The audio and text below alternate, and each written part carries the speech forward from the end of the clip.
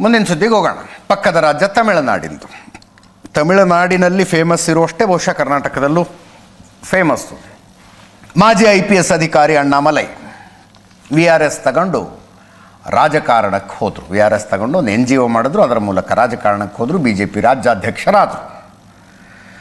ಬದಲಾದ ರಾಜಕೀಯ ಸನ್ನಿವೇಶದಲ್ಲಿ ಅಣ್ಣಾಮಲೈ ಅವರಿಗೆ ಅಷ್ಟು ಒಳ್ಳೆ ಟೈಮ್ ಇಲ್ಲ. ಈಗ ರಾಜ್ಯಾಧ್ಯಕ್ಷ ಸ್ಥಾನದಿಂದ ಇವರನ್ನು ಕೆಳಗಿಳಿಸಲಾಯಿತು. AIADMK ಜೊತೆಗಿನ ಮೈತ್ರಿಯಿಂದ ಹೊರಗೆ ಬರೋದಕ್ಕೆ ಮೋದಿ ಅಮಿತ್ ಶಾ ಅವರನ್ನು ಕನ್ವಿನ್ಸ್ ಮಾಡಿ ಮೈತ್ರಿಯಿಂದ ಹೊರಗೆ ಬಂದರು. ಪಕ್ಷಕ್ಕೆ ವೋಟ್ ಶೇರ್ ಜಾಸ್ತಿ ಆಯಿತು, ಸೀಟ್ಗಳು ಬರಲಿಲ್ಲ. ಸೀಟ್ಗಳಲ್ಲಿ ದೊಡ್ಡ ಹೊಡೆತ ಆಗ್ಬಿಡ್ತು. ನೆಕ್ಸ್ಟ್ ಇಯರ್ ಎಲೆಕ್ಷನ್ನಲ್ಲಿ ಅನಿವಾರ್ಯ AIADMK ಜೊತೆಗಿನ ಮೈತ್ರಿ. AIADMKನವರು ಕಂಡೀಷನ್ ಹಾಕಿದ್ರು, ಅಣ್ಣಾಮಲೈ ಅಧ್ಯಕ್ಷರಾಗಿದ್ದರೆ ನಾವು ಬರೋದಿಲ್ಲ ಅಂತ. ನಮ್ಮ ದೇಶ ಅಣ್ಣಾಮಲೈಯರನ್ನ ಕೆಳಗಿಳಿಸಿ ನಯನಾರ್ ನಾಗೇಂದ್ರನ್ರನ್ನ MLA ನಯನಾರ್ ನಾಗೇಂದ್ರನ್ರನ್ನ BJP ರಾಜ್ಯಾಧ್ಯಕ್ಷ ಸ್ಥಾನಕ್ಕೆ ಏರಿಸ್ತು. Same community.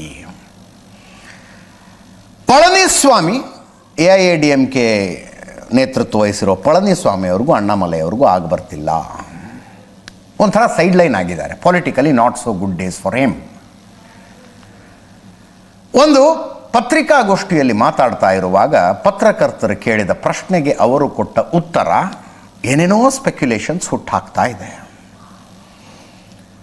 ಎದೆಗೆ ಇಟ್ಟು ಯಾರೂ ಪಕ್ಷದೊಳಗೆ ಉಳಿಸ್ಕೊಳ್ಳೋಕೆ ಸಾಧ್ಯ ಇಲ್ಲ ಅಂದರು. ಅಂದರೆ ಧಮಕಿ ಹಾಕಿ ಹೆದರಿಸಿ ಯಾರನ್ನೂ ಪಕ್ಷದಲ್ಲಿ ಇಟ್ಕೊಳ್ಳೋದಕ್ಕಾಗೋದಿಲ್ಲ ಅಂತ. ಅಂದರೆ BJPಯಲ್ಲೇ ಇರಬೇಕು ಅಂತ ನನ್ನನ್ನು ಫೋರ್ಸ್ ಮಾಡಿ ಉಳಿಸ್ಕೊಳ್ಳೋದಕ್ಕಾಗೋದಿಲ್ಲ ಅಂತಲೇ ಅರ್ಥ. ಅದರ ಅರ್ಥನೇ ಅದು. ಹಾಗಾದರೆ ಅಣ್ಣಾಮಲೈ ಇನ್ನೊಂದು ಪಕ್ಷ ಸ್ಥಾಪನೆ ಮಾಡ್ತಾರ?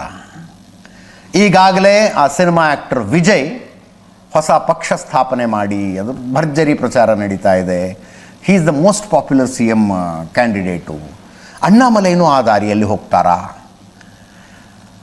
ಅದೇ ಪತ್ರಿಕಾಗೋಷ್ಠಿಯಲ್ಲಿ ಅದೇ ಪ್ರಶ್ನೆಗೆ ಉತ್ತರ ಕೊಡುವಾಗ ಇನ್ನೊಂದು ಪಕ್ಷ ಮಾಡೋದಿಲ್ಲ ಅಂತ ಅಣ್ಣಾಮಲೈ ಹೇಳಿದ್ದಾರೆ. But speculations.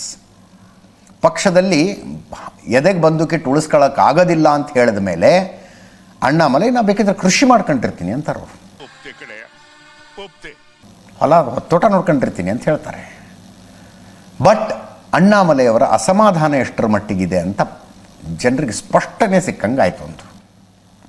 ಅಲ್ಲಿ BJPದು ಒಂದು ಕಥೆ, ಇಲ್ಲಿ BJPದು ಇನ್ನೊಂದು ಕಥೆ. ಈ ಬಡತವಿಂದ ದೇಶ ಉದ್ಧಾರ ಆಯ್ತದ.